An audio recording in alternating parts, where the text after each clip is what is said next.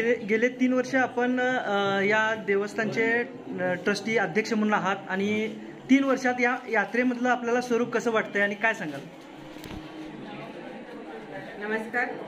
मागील आता हे 3रा वेळ आहे मी रवळनाथ देव यांच्या यात्रेसाठी हजर राहू शकले आणि प्रत्येक वर्षी सारखं यावर्षी खूप उत्साहाने याचं आयोजन केले गेले आहे आणि यावर्षी विशेषतः ही आहे की रवळनाथ ट्रस्टमध्ये आता मेंबर्स वाढले आहे आणि लोकांचा सहभाग वाढलेला आहे आणि जास्ती मेंबर्स कार्यकारिणीमध्ये आहे आणि त्यांचा सहभाग चांगला आहे, जेणेकरून नियोजन चांगल्या रीतीने अजून चोखपणे करता येतं आणि आतापर्यंत सुद्धा खूप छान होतं. पण आता इथे 84 गावांचे हे ग्रामदैवत आहे आणि लोकांची संख्या वाढत आहे आणि कामही ट्रस्टचं वाढत आहे.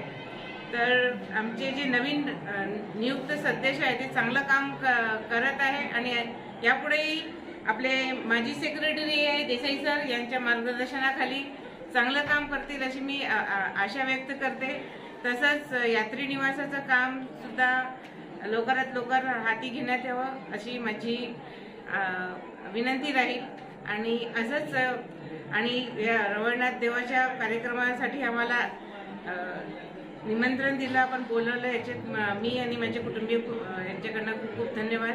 आणि आमचे चंदगडचे न्यायाधीश अग्रवाल सर आणि जाधव सर यांचे सहकार्य आपल्याला नेहमी आहे.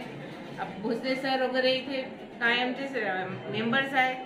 सगळ्यांनी खूप सहभाग घेतात कामात आणि याच्यापुढेही काम चांगलं व्हावं संस्थेचं आणि जास्तीत जास्त मेंबर्सना आपल्या सोबत घेऊन चालावं, जेणेकरून देशहिताचं आणि ग्रामस्थांच्या हिताचं काम इथे हो अशी माझी आशा आहे.